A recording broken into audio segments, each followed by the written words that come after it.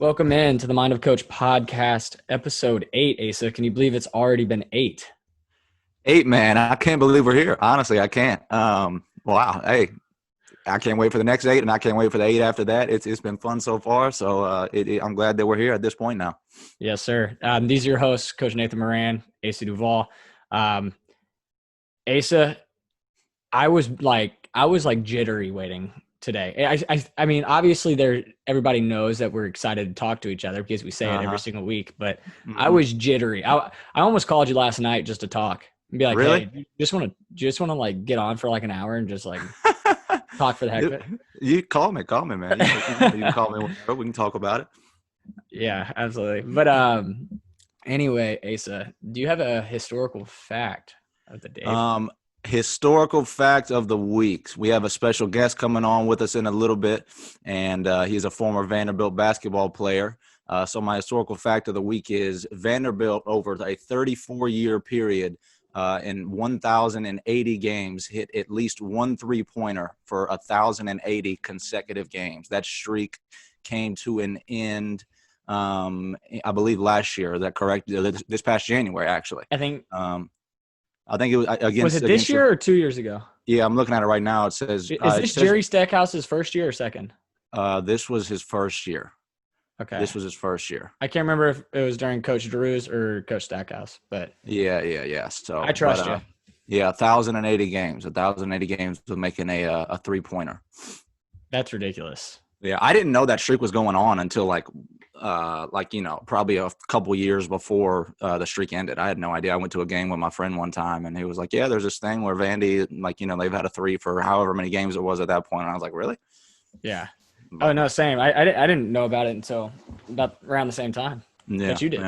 Yeah. But that's a crazy streak, actually, when you think about it. How many teams nuts. don't even get? I mean, how many good shooting teams don't have that long of a streak or something? Yeah, That's like Duke crazy. or somebody. Mm-hmm. Yeah, absolutely. All right. Hey, you got anything positive going on this week? Positive, man. Shout out to Mookie Betts, man. Nashville kid. Dodgers winning the championship. Mookie's probably the best player in the MLB. So congratulations to Mookie Betts, Nashville kid, and the Dodgers on winning the MLB championship, World Series. Excuse me. Yeah, congratulations, Mookie. Always good to see a Nashville kid do well. Yeah, you love to see it. Hate that it had to beat the Braves, but Yeah. Mookie. I've kind of like subtly been coming at your teams the past couple of weeks. It's not okay. on purpose. I promise. It's not okay. on purpose. I'm not a Rays fan, so Right. No harm, no foul this week. No harm, no foul. What about you? My positivity is that I'm alive. I feel well. Alive and kicking as always. Alive and kicking. Gosh, I stole it. No, but I mean, I just health wise, I'm just blessed to live the life that I live, and just so many people that don't get to live a healthy life. I'm just glad that I've gotten to live it this long, and I hope that God continues to bless me. But I'm thankful for now. I'm thankful for now. I'm thankful for today. So one of those things that you take for granted every once in a while if you don't stop and sit and think about it. Yeah, exactly. Asa, what do you got to get off your chest this week? All right, so I don't have a ton, but I do have something with this election coming up. And can we, everybody, talking about getting out and vote, great. Can we just stop right there and celebrate anybody voting? Who it doesn't matter who you vote for. Just celebrate the fact that people are out exercising their right as an American citizen and voting and picking the president of the United States. Can we just stop there and not get all riled up no matter what happens next Tuesday? No matter what happens, let's just take a deep breath. No matter who wins, the sky's not going to fall. I think we all need to relax, man, and keep things in perspective sometimes and just celebrate the fact that we're able to get out and exercise our right as an American citizen to vote. Yep. Practicing democracy. Yeah. So, exactly. Hey. Which is something to celebrate. It's something to celebrate. So I just feel like that kind of needs to be said. People are going to get heated. Emotions are going to be high next week or so and the following weeks after that. So just keep things in perspective, man. Take a deep breath sometimes. This is a different get it off your chest this week. Usually you're the one that's getting excited. I know. Now we're telling other people, hey, I might need you to calm down. I need everybody to relax and just don't completely overreact. Just don't completely overreact. Because one side is going to win, one side is going to lose.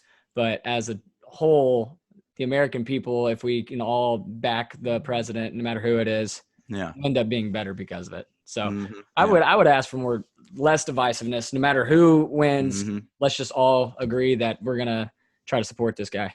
Yeah. Yeah. I know we don't want to get political, but I don't think that was too political. I feel like that was fairly mild, right? I felt like we were pretty like right there. Yeah. Okay. Right Good. there, right in the middle. Good. All right, Ace, my 3 keys so I didn't have them last week. I'm going to go back into them this week. And it's a little bit different. It's more towards players. I'm going to talk to players, and I'm going to talk specifically to big men. Okay. So my 3 keys today are the 3 most essential tools for a big man. Okay, so number 1 is to get easy scores. All right. I feel like too often we have big men that, all right, I got to put the ball down, or I got to shoot it from outside. I got to do all these things. Like I'm a guard. I'm 6'7". I can rim graze the rim. I'm slow. My feet are a little bit slower, but man, am I a guard. I mean, let's be honest. We've heard of it. We've seen it. Yeah. And it's not and you can work on it. And I hope you are. I hope you're working on your hand. I'm hoping that you're working on all aspects of your game. Yeah. But you need to get really good and try to master the things that you're good at. Yep. If you want to play at the college level or even professional level, you need to master these things. And I think getting easy scores, 1 starts with footwork. Mm-hmm. All right. So if someone's going to 3-quarter front you, and I'm gonna put out some clips later. I don't know if they'll be out by the time this podcast releases or the next day, et cetera. But I'm going to put out some clips of some guys that I know, Rob Marbury, Evan. Yeah, Rob immediately popped in my head when you said easy buckets because I mean I was clipping out clips today. I mean, it's crazy. I mean, you get 2 to 6 points a game just by allowing your defender to make a mistake. Yep. And just consistently working your feet, getting under defenders. If they give you an angle, taking advantage of that angle, they want to front. Okay, I'll hold them off. They play behind you. I'm just going to catch it, and then that goes into your next one, right? Mm-hmm. That goes into my second point, which is have a go-to move. And boy, did Rob Marbury have a go-to move. Yeah. Absolutely. Boy, did Evan Brads have a go-to move. Boy, did Asana Sajula. Boy, did Hakeem Olajuwon. And Evan and Rob are 2 guys who are kind of undersized for their position. And absolutely they were great at getting position, getting the angles, and getting easy baskets. That's why we were so effective at Lipscomb, because we had guys like him who could do that. Yes, at 6'7". I mean, I would argue they're both probably 6'7". And I mean, Rob was always getting some basket where he was just laying it in, or some dunk, laying it in at the rim. Yeah. And so that's like getting your easy scores, but like your go-to move, Rob, what was Rob's go-to move? Okay, if I'm on the right block, I'm going to take 1 or 2 dribbles. I'm going to get to the middle of the paint. And I'm going to hit that left-handed half hook. Yep. And boy, he was going to torch you to death until you tried to take that away. He was going. He's going right back to the kitchen. He's putting it in. Evan Brads. Okay, you're gonna give me my right hand. I'm gonna go all the. If I'm on this left block, I'm going all the way right till I hit a right-handed layup. Mm-hmm. I'm gonna hunt that edge, or I can half hook you to death too. Mm-hmm. But I'm gonna use that right hand. So I think it's super important that you practice repetition. Just repeat it, because you have to master at least 1 move as a big. Mm-hmm. You don't have to be a 3-point 30% shooter and a 2-point 40% shooter. Like how good is that? But if you're this guy is a big and he has great touch around the basket. Yeah. 60%, or what Rob did was 64 or something ridiculous. Evan Brad, something ridiculous. 68. They were both ridiculous. So have a go-to move. That's that's a big one. That's a real big one, Nate. So, if we have this go-to move, you make the move and the defender is not able to block that shot. I think personally, when you mastered it, you make that move, when that specific move, and no one blocks it, you make it 65 to 80% of the time. And I guarantee you, Rob and Evan, Asan right now, like Akeem, Tim, Duncan, all those guys had that go-to move, and they were making it at that clip. Yeah, and they had great footwork, great positioning, all that. Exactly. And so, and Asan right now too. Asan's blowing me away with the things he's been able to do. Really, he has. Yes, 100%. And so, so let's say I go to this go-to move, where I'm trying to. That's weird being a coach of the opposite school, but I can say that because I played with him. So yeah. Yeah. So this is going into my 3rd key, and it's so let's say you have the go-to move. You get that. You get the easy buckets. You get the 2 to 6 points on easy buckets. Just no dribble. Just put it right up. Yeah. I worked for the angle, etc. All right. Now these guys are playing behind me. Okay. I got a go-to move. Bang. I hit those. Now I got 4 points on that. Now we're looking at 8 to 12 points a game. Mm-hmm. Right. Mm-hmm. All right. Well, what is your counter now? Okay, so when this guy or your defender can block that shot or is overplaying you and is like, okay, I'm not going to let you get to that spot. What do you have? Rob had a really good, if he was on that left block and they didn't let him go middle, he'd lean you back and spin on you. And he got that from Evan Bradds. I mean, Evan Bradds had that spin down, but Evan Bradds, I don't even think that's his counter. I think Evan Bradds' counter was when he would go, he'd take 2 dribbles, get to the middle of the lane, shot fake, he stepped. I wanted to say it. He had a great shot fake and could get people to jump on command. It seemed like, and it's because he was so quick getting there. Yeah. And right as you get there, it's like, oh, if you're long, you have to like try to go for it, and Evan could sneak you right under. Yeah. And Hassan's got a really good spin move now to get to his left, and he's got to step through. I mean, Akeem Olajuwon, for example, he had the half hook, right? Yeah. I mean, he could get to the middle of the lane and he'd half hook you to death. Or he'd just shoot a jumper over his left shoulder and no one was blocking it. If you started cheating it, he developed a shot over his right shoulder. He hit that little fadeaway. Yep. Okay. All of a sudden, he was like, okay, I can hit both of those, but now I'm going to get these defenders on their heels. So he all of a sudden adds the dream shake. The dream shake. And all of a sudden, you think he's going left. He comes back to his right. Defender's over there. He gets back to his bread and butter. Yeah, yeah. I mean, and he just kept adding counters. And then all of a sudden you see him, I forget who it was. He went to the hook, he went back, and then I think it was David Robinson he got. Okay, probably so. But I mean, he would shot fake people to death. Like that's what Evan Bradds was so good at. Like shot faking people to death. And that's like just another counter. So like you can't become a master of many until you become a master of one. Right. Good. Yeah, that's good. That's good. So, and you need a counter for every single move, no matter what position you are on the basketball court. Exactly. So I think as a big, those are my 3 keys. It's a process. Get easy scores with good footwork that puts you in a position to catch and score without having to use dribbles. People will try to make you put the ball on the ground, so develop a go-to move. That's number 2. Master this move before going any further, which leads into number 3. Once mastered and people try to take it away, develop one counter, master it, develop another one, master it. And you'll see how easy the game becomes once you start mastering smaller things. Yeah. And compared to like trying to do everything. So just become a master, try to become a master of one, not a master of none. Right. That's good. That's good stuff. Those were really good keys. I think those were spot on, man. I appreciate it. That's why Rob was able to get so effective, because he figured it out, and it came, not that he wasn't working hard, but it started coming easy to him because he was able to figure out the angles to get in position on his guy, and he had a counter for it. So yes, that's important. I played him in high school, and I'm sure you did too. Rob was really, really, really good at getting to his left. Yep. He was really good at getting to his left, but teams would start trying to take away his left, and it became harder for him. So when Rob all of a sudden developed that spin move or developed the half shake, like he was just getting to that left and no one could stop him. It's like no matter what you did, like, okay, if you're going to take that left away, Rob came to the point where he could hit that fall away jumper off his going over his left shoulder. Yeah. So all of a sudden he's on the left block. You think he's going middle. He turns back to the baseline. He could hit that little touch shot. So like Rob really developed his game in college, and man, he's developing right now. I'm excited to see him play this year. Yeah. He's about to start overseas right now. Well, there you go, Rob. If you're listening in Germany right now, we just gave you your flowers for about 3 straight minutes. Yeah, hey, you're welcome. Doing that today. Yeah, didn't know, but hey, there you go. You deserve them. You deserve them. Yeah, we are good. Doing great. Alive and kicking. All right. How you doing? Let's see. Nashville, and are you in where are you, Nathan? Are you in Cleveland? Cleveland, Tennessee. Yes, sir. Okay. Y'all have practices are going. You guys are rocking and rolling, both schools. The first practice date. Oh, go ahead, Ace. No, I was just gonna say, yeah, we are. Yeah, we had to shut it down for about 10 days. We had some people get the virus, so we had to shut it down for 10 days. But we've been able to do some stuff. So, okay, yeah. And we're supposed to start official practice on November 8th, I believe. Okay. So right around the corner. Yeah. Okay. How about y'all? We start Monday. Oh, okay. Officially, high school wise here. Yeah. So, you guys remember that first Monday of November? I mean, I remember that. Yeah. How y'all looking this year? Will be really good. Yeah.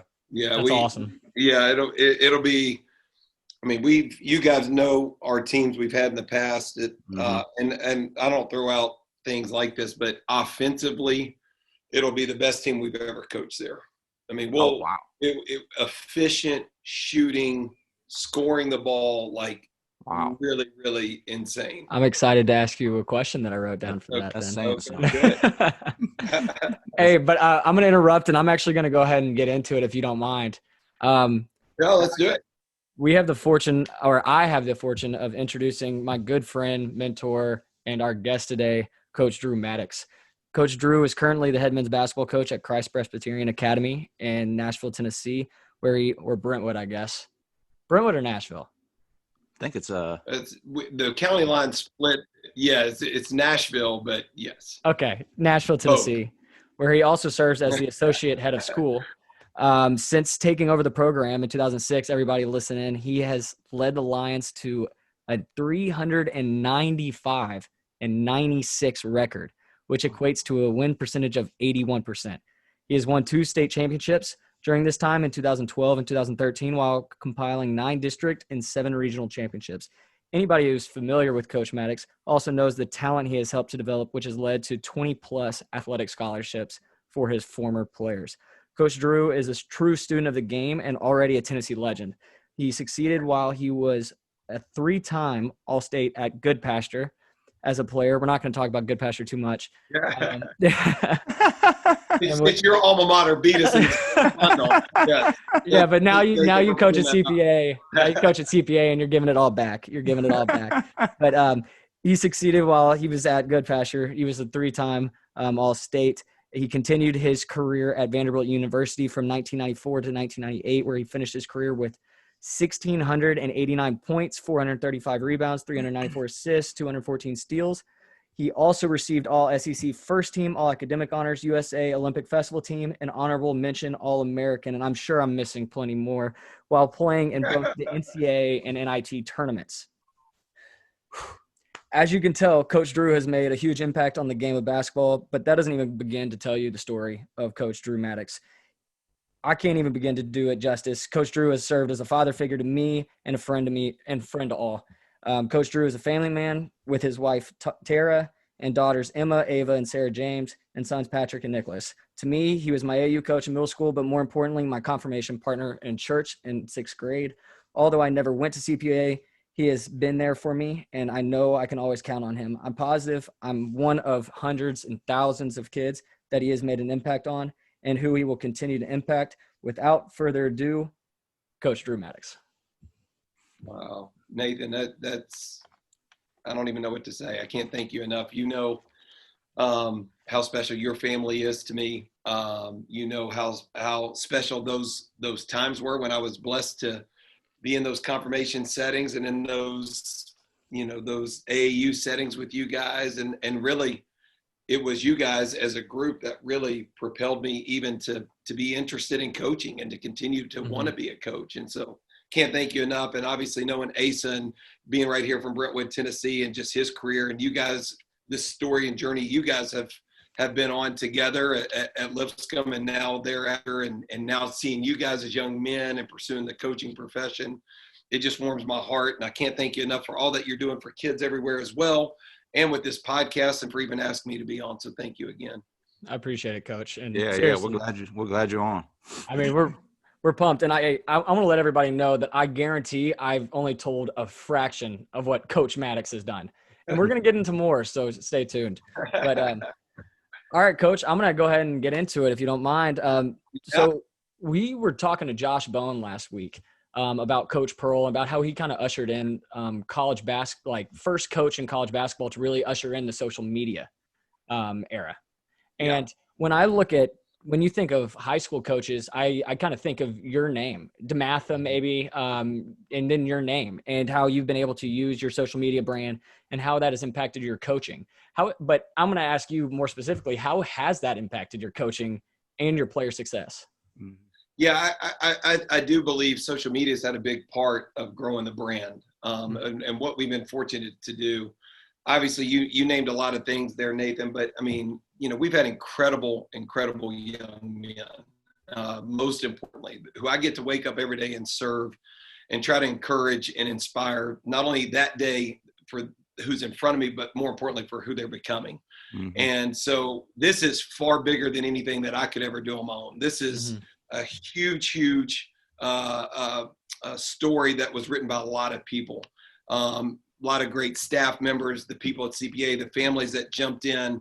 But in order to facilitate telling the story of what was going on, I just realized very, very early on, and I was a rookie of social media. It wasn't like, I mean, you guys are way more experienced than we were growing, as this thing started to really take hold. And I just began to pay close attention. I've always thought of our program as, just a little bit of a step below a college program, but I never wanted our players to ever know that it wasn't a college program.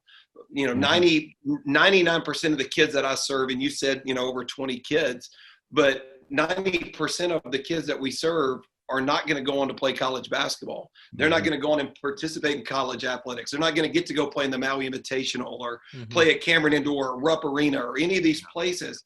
And so what we wanted to do was in every facet of everything that we ever did, from the way that we picked out practice gear to a post on a social media, it was that of a collegiate mindset.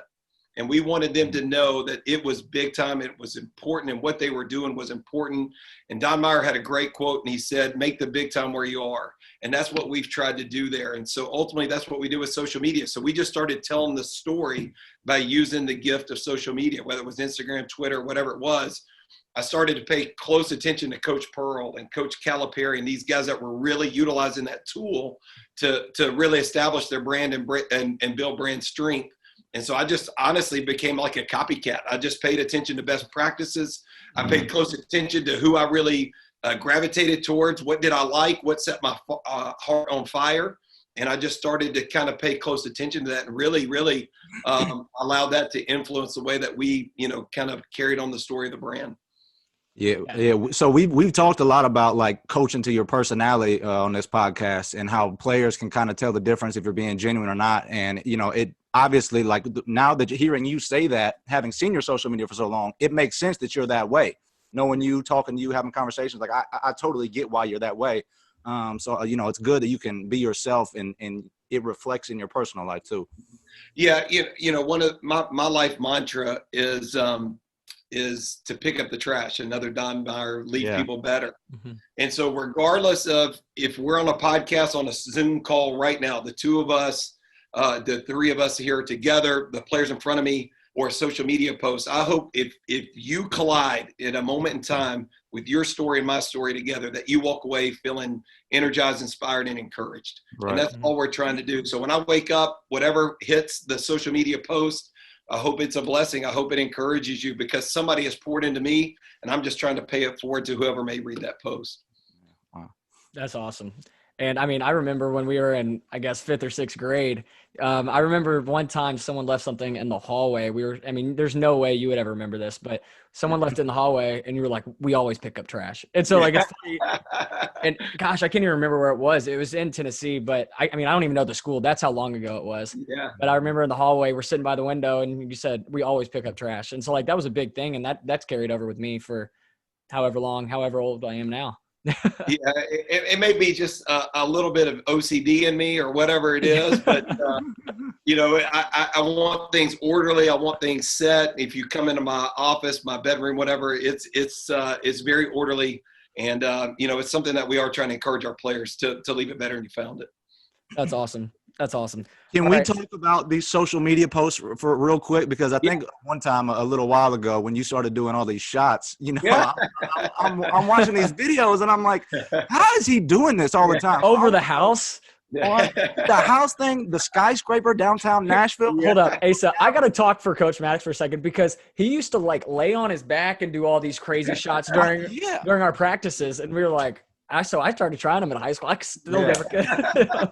How many attempts on average does it take you? Yeah, all of them are different, right? So degree of difficulty, obviously, but the one thing that we are trying to do with the shots, and just so everybody, this was something that was fun with my two sons and where it started in our backyard. So first of all, it was a shared experience being created by us. We began to share with family that then we posted and it started to pick up traction. Yeah. Well, then we started doing them at our basketball camps because it just became this instant instant connection with kids.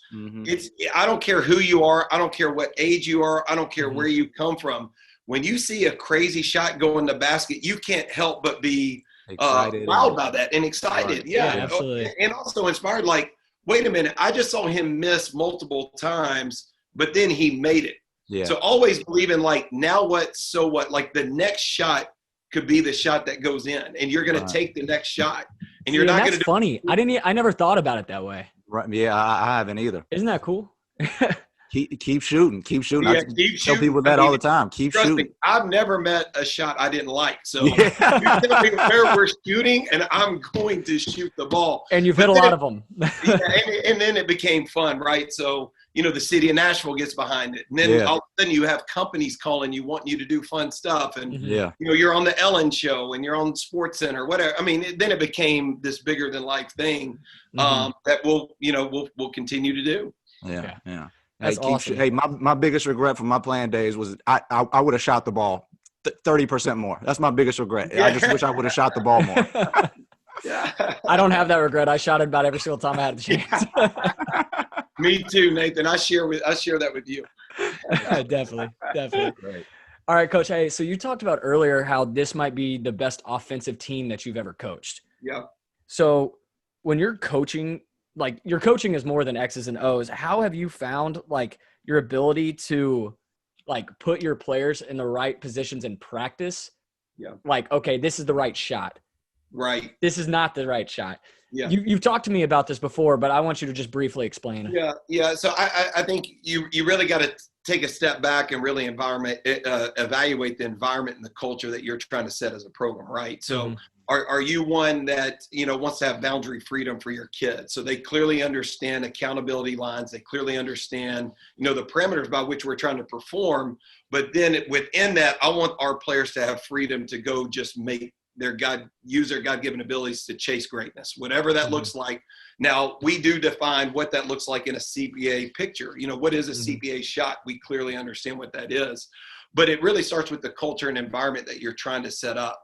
And then, everything that we do, from skill development to shot selection to practice drills to the way we scout to the things that we name and proclaim and celebrate, it all is in alignment with what that culture and what that atmosphere really looks like. And so, our program is built on 4 words, and I'm going to be a little bit spiritual here just because it's a part of who I am. And no, please. Really what our program is. But, our program is built on being Christ-centered and others-focused. And that was really taken from when Jesus was asked, what is the greatest commandment? And he said to love the Lord your God with all your heart and to love your neighbor as yourself. And so we built the program on those 4 words. Well, when you drop it down to the next level of how is that played out in terms of purpose, with purpose, we built the program on the parable of the talent. So if you're familiar with that story, we live in a society where 24/7 and rivals. A guy that created both of those entities is one of my dear friends. But all of a sudden Shannon yes, Shannon Terry and Greg Goff and those guys. But we put stars by kids' names, and somehow that makes somebody more important than the guy sitting next to them. Right. Well, if you know about the parable of the talents, whether you were given 5, 2, or 1, the expectation is that you do all that you can do with your strengths and with your abilities to benefit the world and to bless others with it. And so one of the things that we've set up at our program is we don't have cuts in our program. So it's an all-comer. So, as competitive as our program has been, we've done that without cutting a kid ever in our program. We allow everybody to come and play and be a part of what's going on, because we believe whether you were given one basketball talent or we've coached Mr. Basketball guys, whatever that is, you still have something that needs to be utilized as a strength for the betterment of the other guys in the room. And so Christ-centered, others-focused, the parable of the talent. So now all of a sudden we have a level playing field. And so nobody is viewed as more important than the next guy. And yes, society's gonna celebrate other guys' successes a little bit more. Obviously, that's just the nature of our culture. But within our culture, that's the way it's set up. And therefore, that's the way the programs run. And so the way we play, how fast we play, the verticality that we try to get, the spacing, the understanding, all of that is a byproduct of the way that we skill development, the way we drill it, the way we celebrate it, and it's all set up by the culture we've set up. How do you find that line with when it comes to your relationship, with Jesus and your faith, because I don't know about you, but for me, that line can kind of get fuzzy sometimes when you're talking to a kid in the heat of a game in the middle of a competition. I don't know. How do you navigate through that and find that line for you? Yeah. I would hope, first of all, that, our kids would never, ever doubt that I love them. First of all, love is something that we talk about often. We talk about daily, and so we're always talking about that. So whether I'm getting on a young man, which we're going to get on young people, right? Because I'm calling forth greatness out of them. And when I see them settle for anything less than what the standard is, and standard being defined as their very best, then I'm not going to allow them to settle in that or for that. And so we're going to call it out when we see it. Now, I do think, Asa, you're asking a great question. I do believe there's a difference between a purpose and a goal. Yeah. So the purpose always supersedes the goal. So purpose being, the way that we are not only, speaking and ministering to the kids in front of us, but also for their future selves. So that's the purpose of our program. The goal is, when the scoreboard goes on, you're dang right, we're trying to win. And we're going to do everything in our power to win. Just like we're going to push them to be the best basketball player they can be in that moment. But I never, ever want them to know that them as a person is less important to me than them as a player. And I do believe that's two distinctly different things. Purpose versus goal. That's good. That's good. So we always talk about purpose versus goal. And you'll also hear me in my language in our program. I want to build their eulogy, and I want them to be invested more in their eulogy than their resume. Yeah, and in a world where we gravitate, Nathan, you said all those wonderful things. That's great. And I'm so appreciative. But man, when it comes to a day where I'm, somebody's sitting up there talking about me, and there's 6 guys that are going to carry me someplace, somewhere. I hope they're not talking about 390 wins. I hope they're talking about me as a husband. We'll probably be around 500 at that point. 700, 800. I hope they're maybe I undershot it. I hope they're talking about far, far more important things than what we did in between lines on a given Tuesday night. And that's what we're trying to get these young men to understand. We just get to use the gift of basketball as our connector to the hearts and minds of the kids we serve. Yeah, absolutely. And going off that, you wrote a book. We're going to get to it at the end. I really want you to get into it, but just to hold on to that, I think Ace is going to talk to you a little bit about that later. But going off, but you were talking about all this stuff, and I was like, wow, I got to read this. All right, well, let's go ahead and talk about it then. Let's go ahead. Yeah, let's go ahead and talk about it. So, the book is called Elevator. Is that correct? Correct. Okay, so so your coaching, how did the book come into play? Where did the idea come from? How much of I'm assuming your coaching style is probably reflected in that book, and it's probably a lot of what you just told us right there and the listeners. Just talk to me about the book and tell people about it. Yeah, because it came out earlier this year, correct? Last year, and then we launched our we do a podcast as well. With you guys. So I'm so proud that you guys are doing that. I guess I would start with a question back to you guys, and this is how I operate. So, I still, at 44 years old, and I turned 45 this year, I still have a dream board, and I'm still dreaming about things that I want to do for the sake of humanity, to advance the kingdom, to impact this world, to leave it better. And I'm thinking about things God puts on my heart that I'm dreaming about, thinking about, praying about, things. And, Asa, one of those was just years ago, I always just wanted to write a book. Right. And it wasn't necessarily that I thought anybody would even care to read the book, but I think it was more about what God wanted to do in, through, and around that in my own heart, mind, spirit, soul, as he took me on this journey of really trusting him in this. Do I really have something to contribute in that format to the world? Would anybody care? Would anybody read it? Would anybody buy it? Well, can I check the fear of that, of all of those things, and still say, no, he had put this on my heart, my mind, for me to go chase as fast and as hard as I could. I met this guy named Virgil Herring, and I would love for you guys to meet him sometime. Y'all need to get to know Virgil. Virgil's one of the great golf coaches in the world. Coached several PGA Tour professionals. But beyond that, he's one of the great human performance coaches I've ever met. And so I did his podcast, and he and I just connected, Asa, and we just started talking. And I said, man, one of the things I've always wanted to do was write a book. And he said, you know what? Why don't we co-author a book? I was like, really? Oh, let's do it. You know, why not? It's like you guys talking about this podcast. Why not? Let's do it. If this is something that's been put on our hearts, and I can share an experience with somebody I care deeply for, you know what? That is a blessing alone. Anybody else that we can impact and bless as a result of that, then that's God ordained. That's beyond my capabilities at that point. And you're doing a disservice if you don't share that. Correct. You know.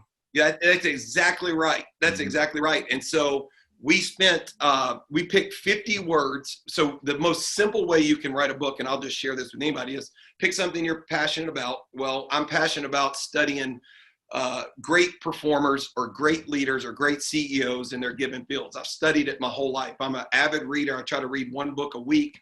Like I'm always thirsty for knowledge and learning and growing. And so we took 50 words that we kind of agreed on that great people, great performers, great athletes, CEOs, leaders share. What were those 50 words? We came up with like 140, and then we settled it on 50 words. And we spent 50 days, because I'm a big journaler too, so I journal every day. And we spent 50 days of sharing journal entries around that one word. So day one, perseverance, go.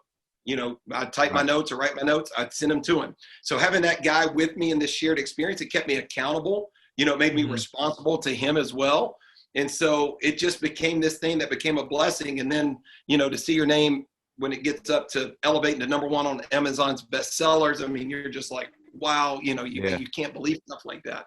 But it was really nothing about that. It was all about the journey that God wanted to take me on as we chased something that was a God-sized dream to me.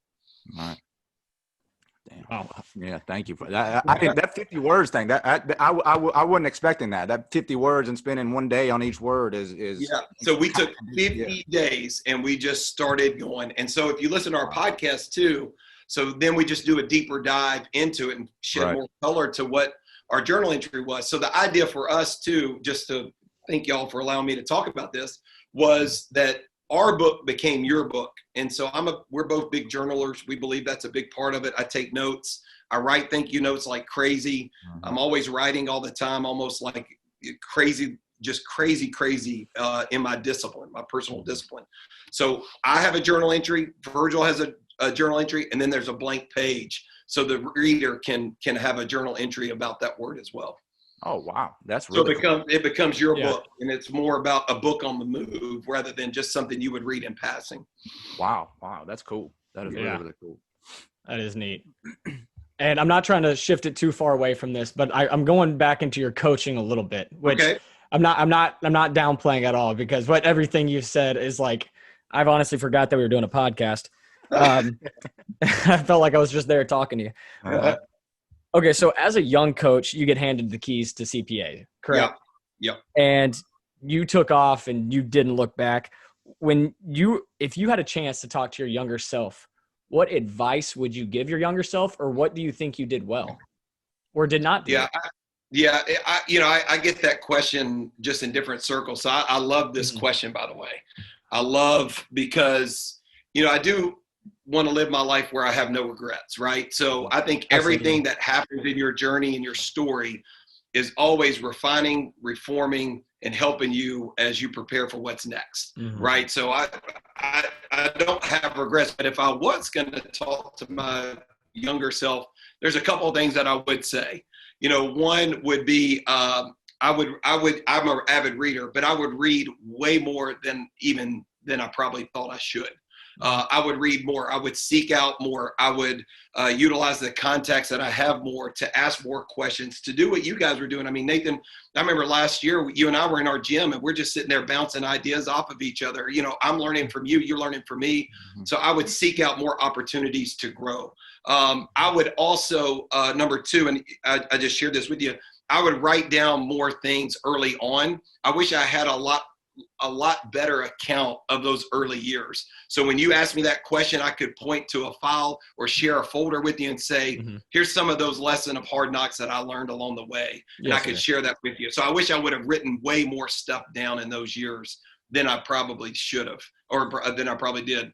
I would, back then, so I was just turning 30 years old, I probably would have sought out relationships with a 10-year runway in mind, more so than just who could help me immediately in that moment.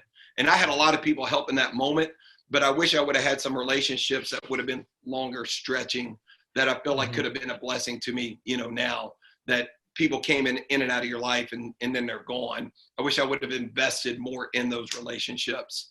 And then the last thing is, and I tell young people this all the time, never, ever turn down an opportunity to work and learn. Whether it's a camp somewhere or going to a clinic and thinking I just don't have the time or I can't get away, never turn down an opportunity to work and learn. Those 4 things would be my 4 hot points. That's interesting. You say things about, writing stuff down, because there are times now and this is only, couple of years ago, I'm like, dang, I kind of wish I knew like how I was feeling during that experience, during that situation. And I wish I could go back and really see what was going through my head and what I learned from it at that moment. Yeah. And especially, you guys are just coming off your playing careers as well. And yet you're coaching, kind of who you were 3 or 5 years ago. Not too far removed from it at all. I really wish I would have had some of those experiences to really tap into, when I was playing or just right after that experience, because man, what a way to be able to shepherd kids that were serving even better. Yeah. And that's kind of my feeling with the podcast too. Like now, Nate and I, we got something that we can go back and look at. Yes. It's kind of like a journal. Yeah, exactly. Kind of like a journal. We can go back and listen to it like, oh, we sounded stupid, or we didn't know what we were talking about. Or, oh, we kind of said that good, or oh, dang, I did say that. And Well, you guys are better. I have a face for radio, so I love that y'all. We can't do it in a video format, so we only do audio because I'm not built for this face. So no, hey, you guys are a lot. Hey, you're better cleaned looking up. than I am. No, you're cleaned up. I'm all shaggy right now. We both got beards that are all over the place. Aces looks a lot better I'm than just mine. coming right off now. the beat. You can't see the peeling. We just got off fall break and came home yesterday. So. Oh, really? Where'd you guys go? We were just down on 30A. Yeah. Oh, okay. Great. That's always a good time. Down in the Destin area. Yeah. Okay, so you actually mentioned we are briefly removed as players, and obviously I hit on a lot of your accomplishments as a player, and one of those that you haven't told, or the listeners might not know, is how many hours a day you put in the gym.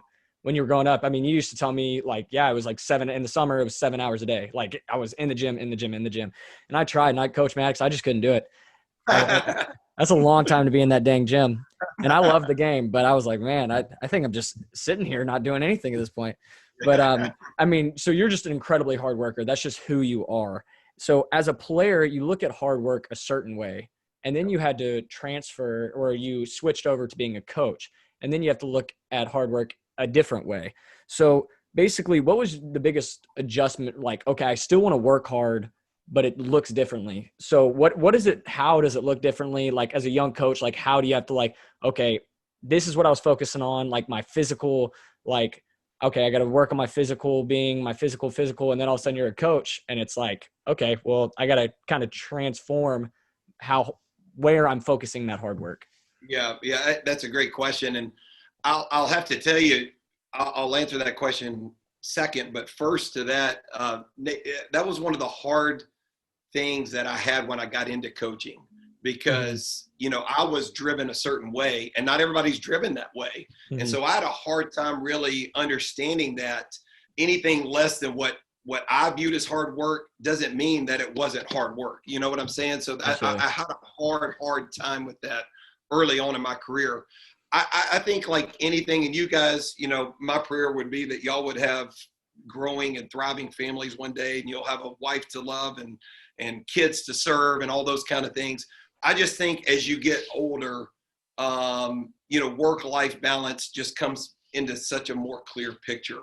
And it's something that I continue to try to get better at. But one of the things that I do is, I'm up at 4:30 every day. And so, before my house gets moving, I've already done a lot of my self-care, my self-work has already been completed, whether that's physical, exercise, mental, emotional, spiritual, whatever it is. I've already invested in that before anybody has woken up. And so I found that as just a personal discipline, that's helped a lot in trying to make sure that I handle my work personally before I even enter the work day or my family gets moving. So that's one thing. But I think it's something I really still struggle with.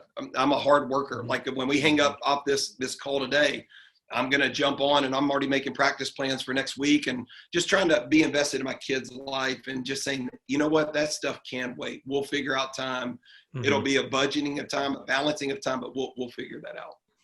One of the things that I've said is that, you don't realize how much time you have to put in as a coach. Being a player, you put in your five-ish hours a day with practice and weights and film, but coaching is the whole day. There's a lot of time. And I feel like that's why some former players struggle when it comes to coaching, because they don't realize how much the coach actually works. Yeah.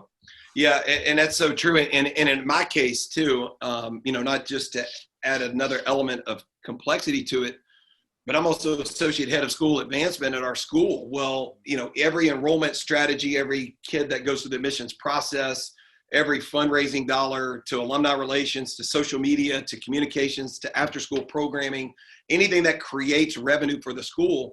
We have 17 people in that department that are counting on me to be their coach that day as well. And then I got to switch gears at 3:00 to, get ready to gear up to serve our team. And so it's a really difficult thing that you're always balancing. And so I have to be very, very careful of protecting my calendar, just making sure I budget those margins, especially in the season, to make sure I can, caretake and be very intentional in caring for our players. Yeah. I mean, you hit on it. I feel like just listening to you now, I already felt like I had a pretty good grasp on it, but just listening to what you said throughout this podcast, time management is very big for you. The fact that you've been able to read a book a week, the fact that you are able to do these trick shots and have fun with your kids and still being a part of their lives and your wife's life. And then all of a sudden you're part of the enrollment in school and you're the head basketball coach and you're on all these different things like this podcast as well. It's a testament to how you have valued time and how you have managed time. So, I would love to get off this and be like, okay, I'm going to read a book right now. I'm going to go to bed. I'm going to wake up at 4:30, but it's just a lot harder said than done. It is. But all of that, once again, thank God for the gift of sport growing up, because it was all of those moments and all those experiences and the kids that you guys are serving right now, the kids that I'm serving right now, you are building up those habits, what those traditions are, what those personal disciplines are going to be. Like you're helping refine that for them. And so what a blessing that is. Certainly. Yeah, absolutely. Asa, do you have any more questions? I want to. So, all right. I heard a story that Mercer was going to go to Vanderbilt. Oh, okay. That he's at Oak Hill, right? No. And I guess Pitino got wind that he was about to go to Vanderbilt. And the way I heard it was that Pitino goes to Oak Hill and says, Ron, you're not going to win, and you might score 30 points, but actually you're not even going to score 30 points. We're going to have 3-4 people on you the whole time if you go to Vanderbilt. So is that true? Did that happen? Did Pitino convince him on the dime not to go? Yeah, I don't know. I don't know that story. So you must know something that I don't know about my best friend. So yeah, I don't know that. But I will say, he's one of my best friends in life still to this day. Yeah. But I'm so thankful for the way that it ended up, because Kentucky was the right place for him to go. Rick Pitino was the right mentor for him to have. Really taught him and showed him the way before the stakes got higher, when money is really involved. And so I'm thankful for my dear friend's experience at Kentucky. Became a national champion, and I'm thankful for my experience at Vanderbilt, and then all these years later, still dear friends and my brother. My dad used to play golf with Mercer every once in a while, so I think it was pretty cool. I was always curious about that story, but Yeah, So, I don't know I that. know. I never have heard that. I'm going to text him when we get off this. Yeah, that's funny. That's fun. I would love to sit here and talk to you all day. I want to talk to you about like Nashville high school basketball and the history in that, but we probably have to do that another time because I know you got a lot to say about that. But yeah, You know, appreciate you. Nashville is incredibly has an incredibly rich tradition, and Yeah, I don't think our players in the city right now fully understand and appreciate that. I agree All with you. that has happened. I'll stretch it out, you know, to the mid-state area. You know, Yeah, include Clarksville, include parts of Middle Tennessee, but Middle Tennessee's had great basketball for a very long time. they really have. They really have. And I don't know if a lot of people outside of Middle Tennessee really understand that either. So, but they have. I would love to talk to you all night about Yeah, that. anytime. I love going down that road. That's Hey, a fun road to talk about. we're gonna have to have you back on here because I just feel like Please this do. wasn't enough time. But we also want to Anytime. respect your time as well. So Yeah. Thank you for squeezing us in and coming on here. Yes. No, there's no squeezing. I was honored to do so. Thank you for asking me. yeah, thank you again, Coach Maddux. Where can they find you on social media? Yeah. So Twitter at Drew Maddux, and that's with a U, Maddux. Instagram at Drew Maddux 45. Facebook, Drew Maddux. My personal website is CoachDrewMaddux.com. And so you can read different blog posts, different things that are going on. And then, so I'd love to connect with anybody that hears this podcast. They can feel free to DM me or message me anytime. I'd love to talk to them about anything that they heard that may have struck a chord. Awesome. Absolutely. And one more time, could you tell everybody what your book is and where they could find that? Yeah, so Elevated is the name of the book by myself and Virgil Herring. You can go to Amazon.com or, any book website, and you can order the book there. Awesome. Well, thank you again, Coach, for coming on. You can find us at Mind of a Coach 1 on Twitter, Mind of a Coach on Instagram. You can find Ace's individual page at the Ace of Spades with a Z on the end, and mine at Nate5_Moran. Thank you for tuning in, and we look forward to seeing you guys next week.